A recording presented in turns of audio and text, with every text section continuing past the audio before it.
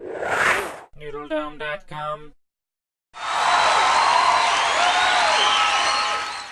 What's up, fight fans? My name is Josh Osborne, Matt McCarty. and this is our UFC 91 predictions.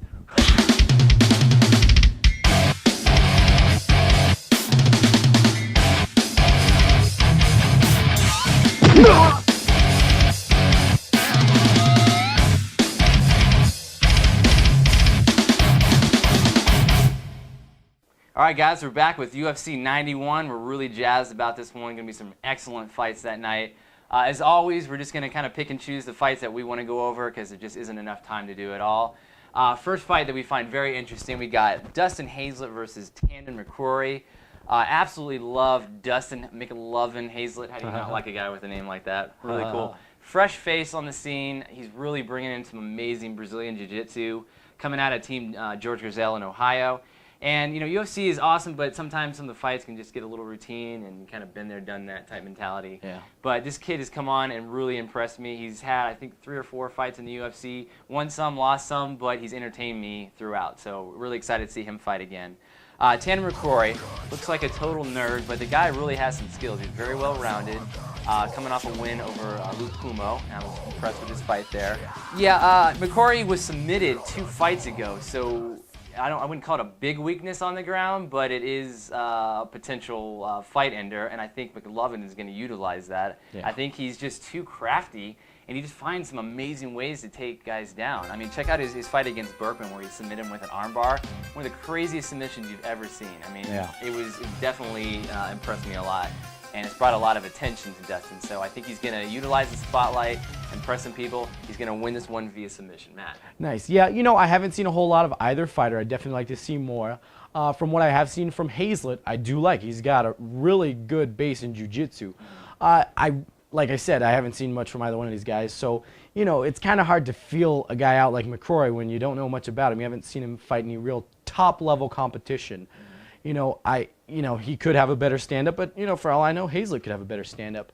I'm going to have to go with my gut, though, on this one. I'm going to give Hazelett, first round, submission, less than 3 minutes. All right, guys, next matchup, we got Nate Quarry versus Demian Maia. Matt, what are you thinking about this one? You know, Quarry, a lot of heart, pretty good stand-up. It's you know, his striking style is a little wide open. He likes to hold his hands kind of wide out there, but he's probably got a better stand-up and hopefully a better chin than Maia. Now, Demian Maia. Yes. Great ground game. Yeah. Severely underestimated last time. Yes. Didn't know who he was. But watching him, I mean, a tactical destruction of McDonald, which was ridiculous. I mean, McDonald is a tough dude. Mm-hmm. And, yeah, he just made him look like a fool. I like Quarry a lot in this one. But I don't think he has what it takes to beat Maia. I think Maia is going to get him to the ground eventually and submit him. Wow, okay. Submission? Yep. Okay, yeah, I have to agree with you there. I mean, I really like Nate Quarry. Everybody remembers him from the first season of Ultimate Fighter. Really good striker, a lot of heart. Has been through some tough times and really come out and just shown that he's willing to bang. His last win was over Caleb Starnes. Who could ever forget that matchup? And that was pretty much the most lopsided fight in history. Caleb Starnes just backpedaled pretty much the whole fight, and it was just absolutely ridiculous. Yeah. Basically, Maia, in my opinion, is one of the trickiest guys out there right now. Machida probably being the best one, but Maia definitely coming in pretty close second. And I think he's going to be able to take Nate Quarry down. I think Nate Quarry is a good fighter. He's just more one-dimensional in the stand-up game. Yeah. And Maia's not going to let that happen. He's going to take him down, take him submission, second round.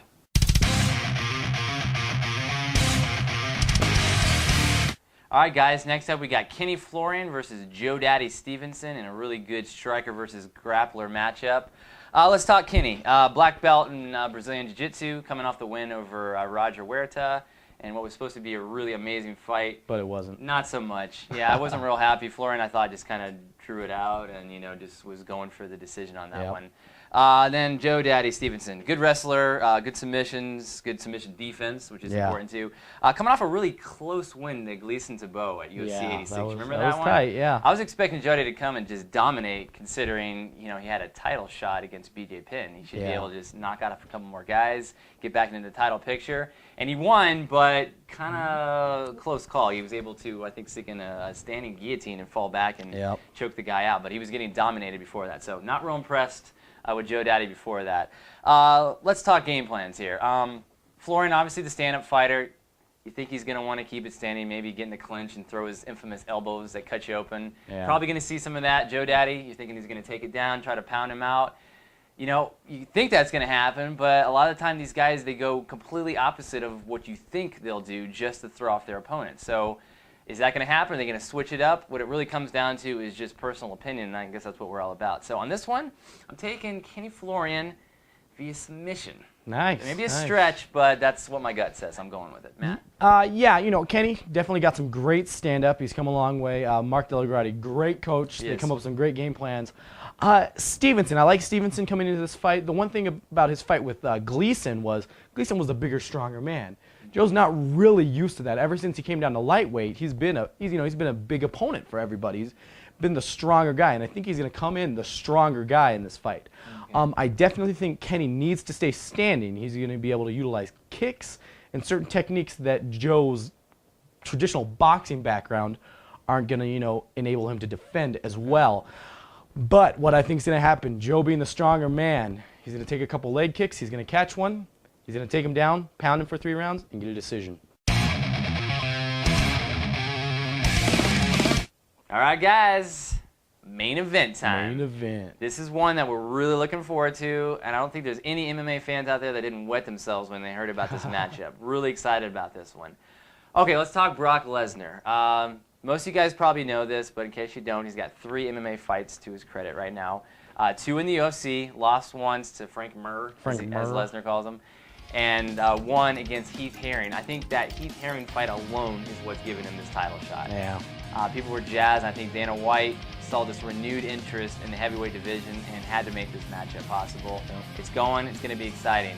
Okay, in my mind, I don't think there's any debate over who's the better fighter of the two. Experience, wrestling skills. I think Randy Couture just has the experience and the skills necessary to win this fight. The real question, though, is Brock Lesnar. Is he going to be able to overpower the way he overpowered Heath Herring? Because Heath Herring's not as good as Randy Couture, but he's a decent fighter. He fought in Pride. He's got like 30 wins over some really notable guys.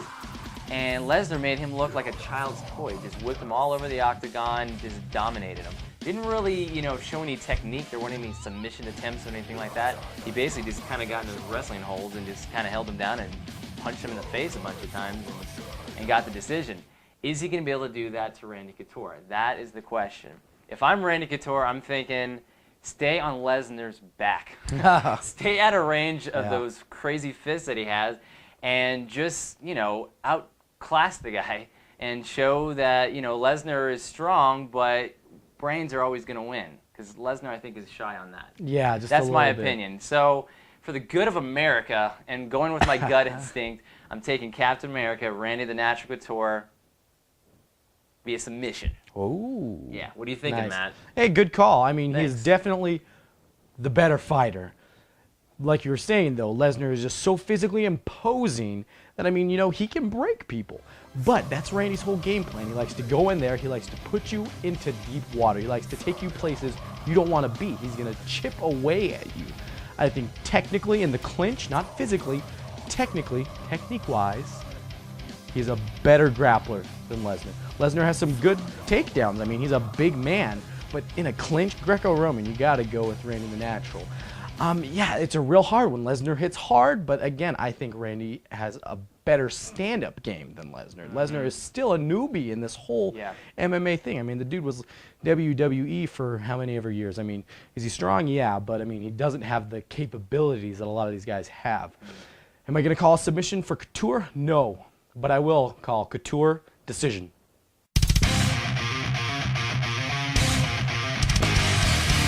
All right, boys and girls, that wraps it up for UFC 91. Thank you so much for watching the video. As always, make sure you comment us with your own predictions down in the box below because we are open-minded. We want to hear what you have to say. You've taken the time to watch our video and hear our opinions, so we will return the favor. But guys, we will catch you at UFC 92 coming up in December, and that is it for us. My name is Josh Osborne. Matt McCarty. And together we look like the opposite ends of an eating disorder. Later.